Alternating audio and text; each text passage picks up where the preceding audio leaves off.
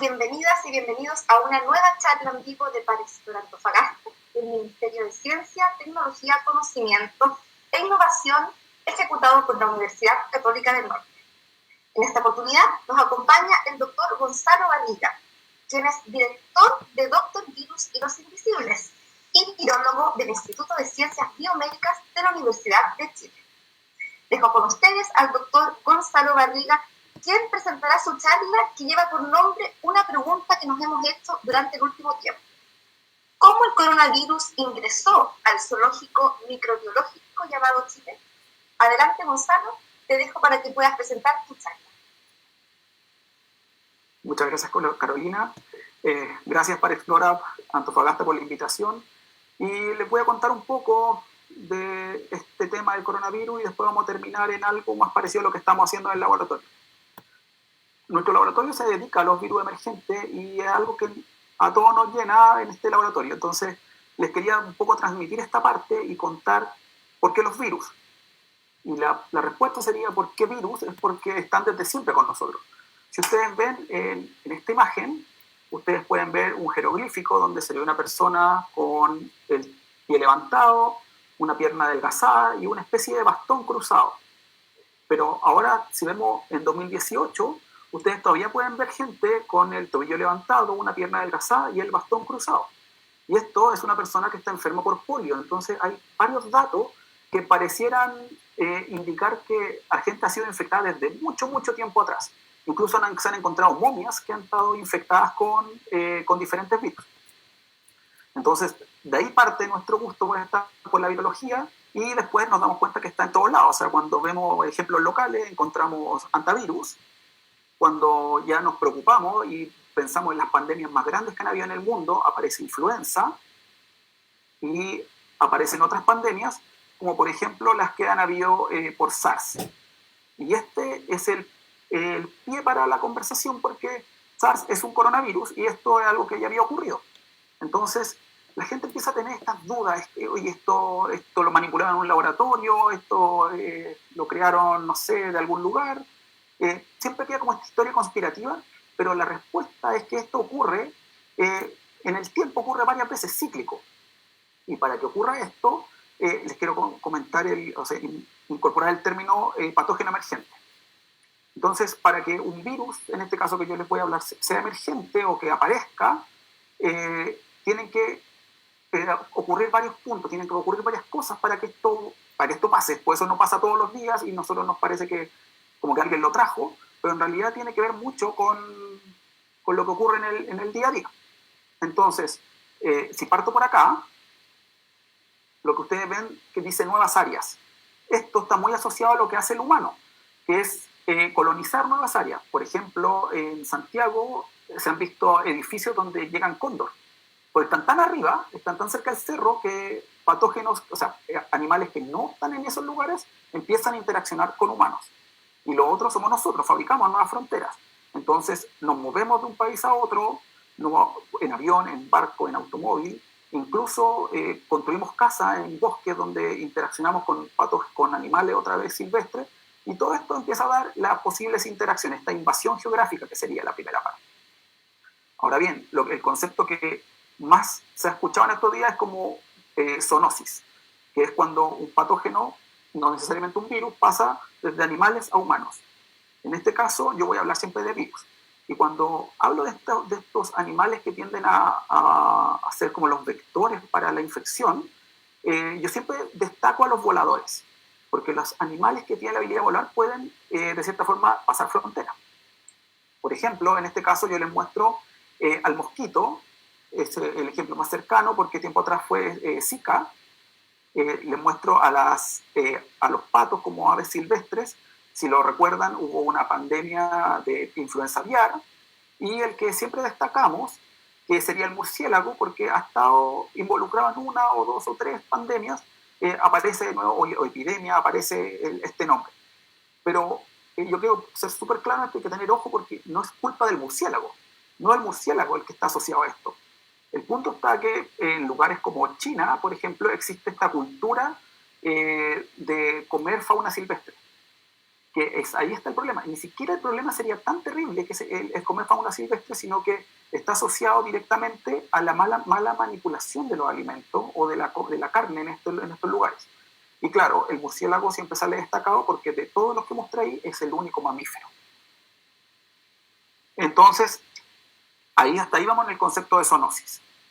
Luego, ¿hasta dónde entra el virus en esta parte? Porque hasta donde yo les conté, el virus no tiene nada que ver. Claro, a medida que el virus tiene la potencialidad de conocer o infectar nuevos hospederos o nuevos animales, puede adquirir mutaciones que sean beneficiosas y que puede, por ejemplo, en este caso de la pandemia actual, infectó humanos y este virus tuvo la potencialidad o la habilidad de pasar de persona a persona. Hay que tener cuidado con eso porque, claro, el virus no piensa, el virus no sabe lo que está haciendo, sino que solamente adquiere mutaciones y sigue avanzando su camino. Entonces, la conjunción de estas tres características es lo que produce un virus emergente, que un virus aparezca. Y en este caso, coronavirus, hay montones de coronavirus en distintas especies, y yo les muestro en la izquierda de su pantalla un árbol filogenético, que en términos prácticos sería lo que conocemos como un árbol genealógico. Entonces, las ramas, por ejemplo aquí, se ven dos hermanos o dos virus que serían hermanos, y uno más cercano, que sería SARS-CoV-2, el virus que actualmente está produciendo la pandemia, que sería el más cercano. Entonces, desde ahí, uno pensaría que el hermano más cercano de este virus viene desde virus de murciélago. Ahora bien, si buscamos una ramita más lejana, aparentemente un primo de este virus sería SARS. Entonces, muy bien, ahora tomamos la secuencia genética del virus, vemos que el 96,2% de similitud con la secuencia de murciélago. Entonces, todo apunta a que viene de murciélago. ¿Por qué quedaron dudas frente a eso? ¿O por qué este virus fue más interesante o más patogénico que otros? En general es cuando están en muchos hospederos, cuando están en todos lados. En este caso particular, este virus, coronavirus me refiero, está en un montón de especies. Incluso tú lo puedes encontrar en ballenas. Entonces, nosotros dijimos murciélago, y ya ocurrió una epidemia que fue con SARS-CoV, que tuvo casi un 10% de mortalidad. Luego, también hubo una transmisión desde camello a humano con un virus que se llamaba MERS, y tuvo 37% de mortalidad. Todos estos virus pasaron por un evento zoonótico a humano. Ahora, en esta pandemia particular, algo novedoso que está ocurriendo es que aparentemente el humano puede infectar gatos, y eso se conoce como zoonosis reversa. Y eso también es un problema súper grave, porque si los otros mamíferos, en este caso felinos domésticos, se infectan, le dan nuevamente al virus un nuevo hospedero para adquirir nuevas mutaciones y producir un virus tal vez con características diferentes a las que recién estamos aprendiendo a conocer. Entonces, hasta ahí sabíamos del virus. Y de repente hubo una nueva explosión donde dijeron, ¿saben que este virus también viene de serpiente y viene de pangolín, y en algún momento se habló del perro? Pero artículos científicos fueron descartando uno por uno estos antecedentes hasta llegar a que el pangolín es aparentemente uno de los buenos transmisores y reservorio del virus. O sea, aparentemente no se enferma, pero puede tener el virus en el cuerpo replicándose por harto tiempo. ¿Cómo se vio eso? Se analizaron diferentes pangolines en China, y en muchos de ellos se encontró un virus casi idéntico al SARS-CoV-2, que es el virus que actualmente produce la pandemia. Entonces, la última información sería que este virus es una mezcla o un recombinante entre este virus de murciélago y el pangolín. Y probablemente esto haya ocurrido en estas ferias de carne libre que hay en China. Y incluso yo, cuando a veces daba entrevistas, yo decía, ¿sabes qué? Tranquilos, porque este virus no está contenido en China. ¿Por qué yo tenía tanta confianza en China? Porque de los pocos países que podrían tener algún tipo de habilidad para contener un virus es China. Ellos han tenido diferentes epidemias que no han logrado convertirse en pandemia porque ellos tienen ya conocen esto, entonces ya tienen estos protocolos y logran contener el virus. Por ejemplo, en 2017 tuvieron una epidemia de influenza aviar, que no pasó a ningún lugar más del mundo, solamente ocurrió ahí en China porque China lo contuvo y no se escapó de ahí. Ahora bien, ¿qué pasó en este caso? Yo les muestro en este gráfico a la izquierda, en naranjo, ustedes pueden ver el número de casos que estaban apareciendo en China. Y en amarillo, los casos en el resto del mundo. Entonces, con esta información, tú podías decir, ¿sabes qué? En China se están infectando, pero lo tienen contenido porque en el resto del mundo no hay. Esto hasta enero de este año. En febrero, China empezó a mostrar que estaba aplanando curvas. Eso significa que ya no estaba aumentando de forma exponencial el número de casos, sino que estaban un poco más planos. Si se dan cuenta, en la punta ustedes pueden ver que estaba empezando a llegar una meseta. Y en verde apareció una curva de los casos recuperados. Y en amarillo se mostraba que no habían casos fuera de China, entonces lo estaba haciendo bien China, estaban conteniendo la enfermedad, todavía podíamos estar tranquilos. Luego hubo una explosión de nuevo en China donde se duplicaron los casos. ¿Se acuerdan? Esta era la meseta que les decía, pum, se disparó y ellos volvieron a ocupar sus medidas de contención y en esta medida de contención volvieron a aplanar. El problema está acá abajo, cuando empezaron a aparecer casos fuera de China. Por más que seguían subiendo los recuperados, empezaron a aparecer casos fuera de China. Se acabó la contención. Y claro, empezaron a subir los casos de infectados fuera de China y China empezó a controlar los casos. Pasando semana por semana de febrero, ustedes se pueden dar cuenta que China ya tenía una meseta, muchos casos eran recuperados, pero en amarillo ustedes pueden ver que los casos que eran fuera de China empezaron a subir de forma exponencial, incluso alcanzando a los casos que ya tenía China. Entonces eso era un mal augurio. Y finalmente lo que ocurrió en marzo fue que los casos fuera de China sobrepasaron enormemente los casos que estaban en China. Y ahí comenzó pandemia. Ya se nos había escapado. Entonces cuando yo hablaba de este tema, yo veía esto. China conteniendo la enfermedad, muchas infecciones y un par de casos que se llaman importados, que son gente que viajó de un lugar a otro y mueve la enfermedad. Ese era el punto de quiebre. Porque ahora lo que ve actualmente es algo más parecido a esto. Están todos infectados. Excepto la Antártica, porque es una especie de zoológico natural.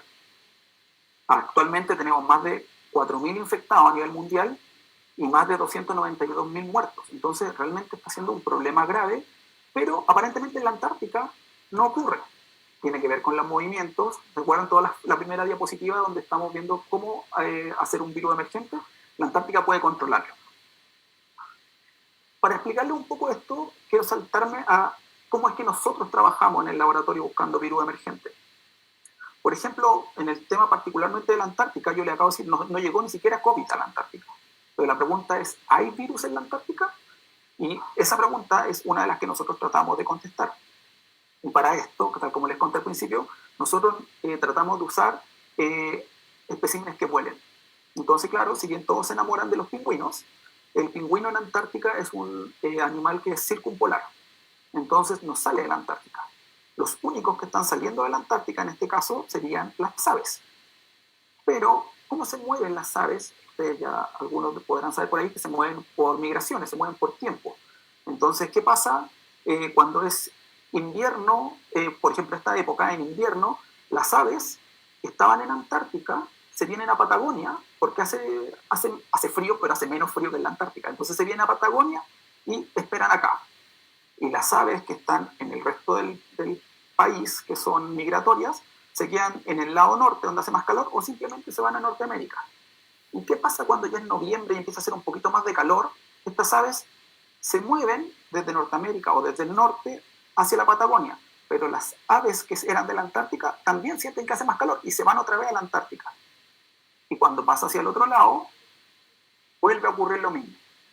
Entonces, ¿qué es lo que estoy mostrando? Es que estos hospederos o estos transportadores de virus, que serían las aves, no se logran contactar temporalmente y eso sería muy bueno porque significa que nos da una ventana para que los virus no se muevan, o patógenos en general, no se muevan hacia la Antártica. Ahora, ¿qué pasa cuando empezó a aparecer esto del calentamiento global, aumentó la temperatura? ¡Pum! Se retrasaron las migraciones. Entonces ahora, cuando estas aves de la Antártica se devuelven, se encuentran con las aves que estaban en Patagonia, las aves que se iban a Norteamérica. ¿Qué significa esto? Que esto es un nuevo punto de infección. Esto, para nuestro caso, es súper complicado porque podrían estar saliendo virus desde la Antártica o podrían estar entrando patógenos a la Antártica, que es este lugar prístino donde ni siquiera llegaba COVID. Entonces, ¿qué dijimos nosotros? Dijimos, ¿sabes qué? Busquemos si hay virus en la Antártica. Entonces vimos la fauna y obviamente nos quedamos con los pingüinos, postulamos unos proyectos y nos fuimos a Antártica. Nos fuimos durante 3 años a Antártica, durante los veranos, porque estaba más calientito, y encontramos y recorrimos en buques diferentes lugares. Recorrimos casi toda la península antártica, tomamos diferentes muestras y bueno, aquí estamos, no está nuestro grupo, si se dan cuenta, no atrae un glaciar gigante, pero nosotros estábamos en un lugar más rocoso donde estaban los pingüinos, y ahí tomamos diferentes muestras y buscamos virus. ¿Qué encontramos? Encontramos por primera vez influenza del tipo H5 en pingüino de barbijo, que es un pingüino que es circumpolar, o sea, solo gira alrededor de la Antártica. Esto les muestro, este es un artículo que publicamos, y lo que pueden ver es que en esta parte pueden ver la secuencia de nuestro pingüino, de nuestro virus de pingüino antártico, y está en la zona en azul, está como metido en un lugar raro que es una zona azul, es todo de Norteamérica. O sea, todos los hermanos de este virus venían de Norteamérica. Entonces dijimos, wow, se está metiendo por algún lugar este virus, porque todo se parecía al 2010. Entonces dijimos, tiene un hermano muy cercano y es del 2010. Entonces esto significa que el virus estaba entrando y está usando a Chile como una especie de corredor. Empezamos a buscar y finalmente dijimos, ¿quiénes son los que están ingresando estos virus? Y pensamos en aves voladoras. Entonces postulamos a un nuevo proyecto antártico donde vamos a ir a Antártica a tomar muestras de paloma antártica o Chionis albus. Esta ave interacciona durante todo el verano con los pingüinos y después, cuando hace frío en Antártica, se viene a Patagonia, pasa por Islas Malvinas, se va a Patagonia Argentina, Patagonia chilena. Entonces unos colaboradores de nosotros de Argentina nos van a mandar muestras de paloma antártica y nosotros vamos a ir a Antártica por los siguientes 3 años a tomar muestras de esta ave. Ahora bien, para darles la respuesta, si es que los virus están entrando o están saliendo, nos vemos en un par de años, tendrán que volverme a invitar para yo poder contarles esto, porque eso es lo que queremos contestar con nuestro proyecto. Hasta ahora eso es lo que les voy a contar. Los dejo súper invitados a que sigan nuestra serie Doctor Virus y los Invisibles. En esta serie nosotros contamos en diferentes capítulos sobre zoonosis, sobre lo pequeño que son los virus, cómo es el tropismo o este concepto de por qué se infecta una cosa y no se infecta otra. Entonces yo creo que van a quedar más que entretenidos con la serie y es para niños entre quinto a cuarto medio, así que pueden disfrutar todos. Desde ya, muchas gracias y gracias por la invitación. Muchas gracias, Gonzalo, a ti por tu presentación. Estamos todos y todas acá aprendiendo más sobre los virus y, claro, el movimiento, la migración de las aves también, que llevan los virus de un lado para otro. Súper interesante también que hayas contado un poco cómo viven los virus en la Antártica. Y esa es una pregunta que me gustaría hacerte. ¿Cómo viven los virus en la Antártica, siendo un lugar con un clima tan extremo?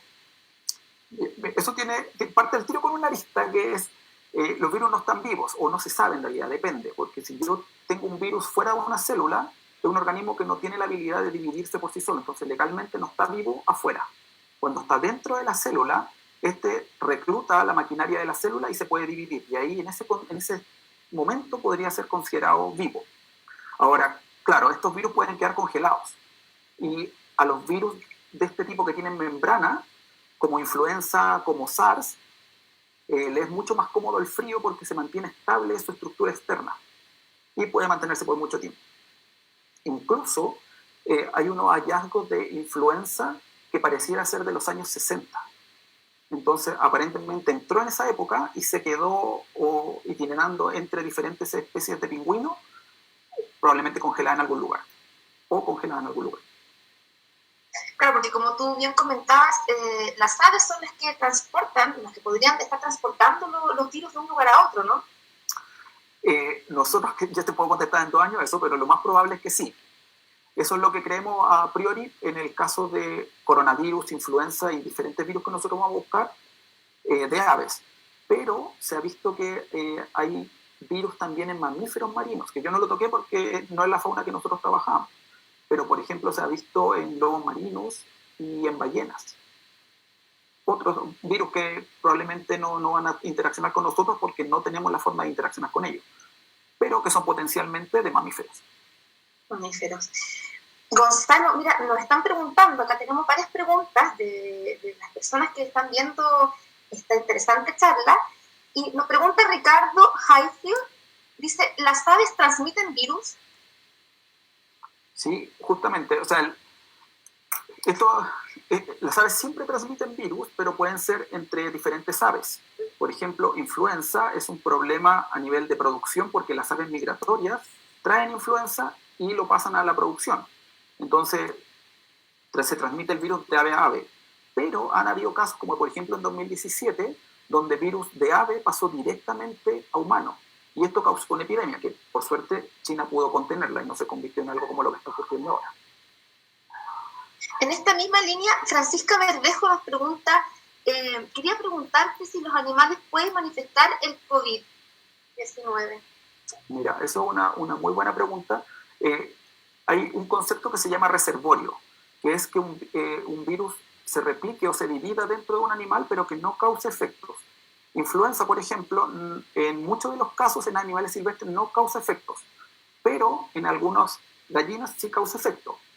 En el punto de COVID, el pangolín pareciera que no causa efecto, o sea, no le causa efecto, aparentemente es un reservorio del virus, pero se han encontrado modelos de estudio para hacer experimentos en el, por ejemplo, se ha adaptado a ratones, donde ellos sí podrían tener síntomas. Y se ha visto, por ejemplo, en felinos, este fue un caso particular de felinos mayores, donde se vieron síntomas en un tigre infectado en Nueva York. También nos pregunta, bueno, Francisco Remoselles, eres director de acá de CEIPSASA, un centro de estudios del agua en el desierto de la Universidad Católica del Norte. Nos dice, gracias Gonzalo, se ha hablado mucho del tiempo que el virus SARS se mantiene en superficies. ¿Se sabe algo de lo que pasa en el agua? ¿O si sirve cuantificar partículas virales en agua para toma de decisiones? Mira, eso es una pregunta complicada. La humedad le acomoda al virus. Yo no tengo la información directa si es que al buscarlo en agua. Sí sé que el virus ha sido detectado en aguas servidas. Entonces eso podría sí ser un buen referente para analizar la cantidad de virus que se está moviendo.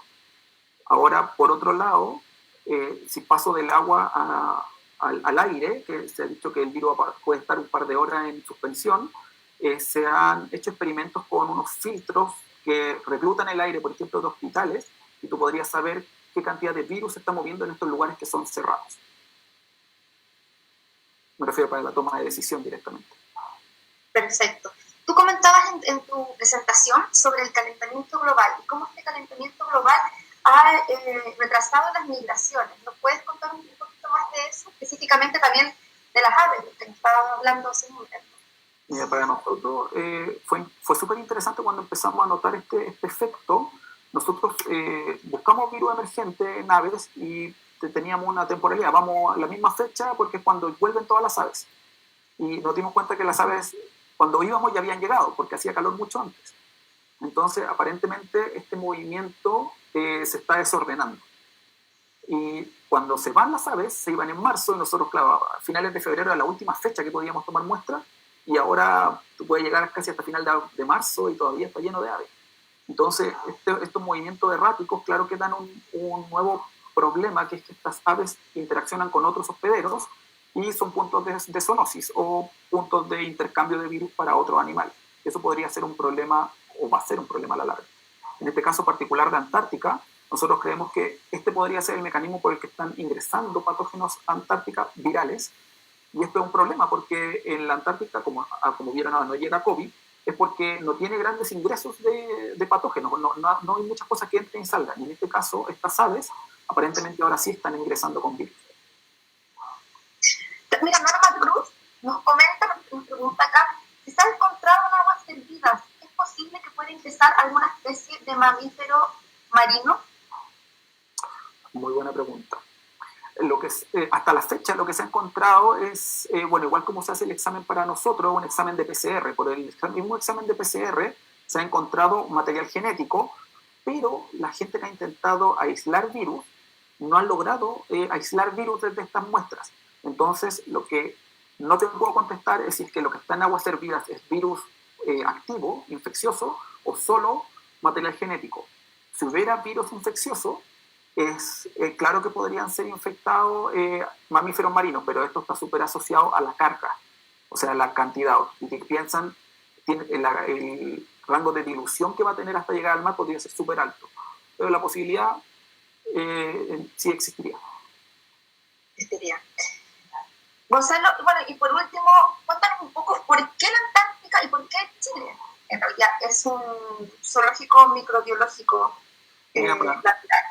Para nosotros ha sido súper interesante este tipo de zoológico, porque si tú lo piensas, Chile está enjaulado. Por un lado tenemos cordillera, por un lado tenemos un océano, al norte tenemos un desierto y al sur tenemos un clima antártico. Entonces, los patógenos, a través de vectores animales, de cualquier mecanismo, les es súper difícil entrar a Chile. Asimismo, las cosas que tenemos en Chile son súper difíciles que salgan. Entonces, ahí volvemos a nuestra primera diapositiva del virus emergente, donde ¿qué es lo que podría hacer que esto salga o a que algo entre? Son las aves migratorias y todos los voladores en este caso. Perfecto. Bueno, Gonzalo, muchas gracias por tu presentación, gracias por explicarnos cómo funcionan y cómo se están moviendo estas aves migratorias, que en realidad es bastante interesante para conocer más sobre, bueno, cómo se mueven los virus también en estos contextos de pandemia. Agradecer tu amabilidad, también agradecer a todas las personas que nos han estado viendo durante esta charla. Los invitamos a indicar si les gustó la presentación con un like, con un me encanta. También pueden dejarnos sus comentarios, compartir esta charla con sus amigos a través de Facebook. Vamos a subirla también a nuestro canal de YouTube para Explora Antofagasta, para que puedan verla en familia, como decía recién, con sus amigos, con sus amigas, también con sus compañeros de establecimientos educacionales. Gracias a todos y a todas. Estén atentos y atentas a nuestras redes sociales, porque próximamente tendremos nuevas charlas en vivo y también otras actividades virtuales de Par Explora Antofagasta. Gracias, Gonzalo, y gracias a todos los que han estado viendo hoy día. Hasta pronto.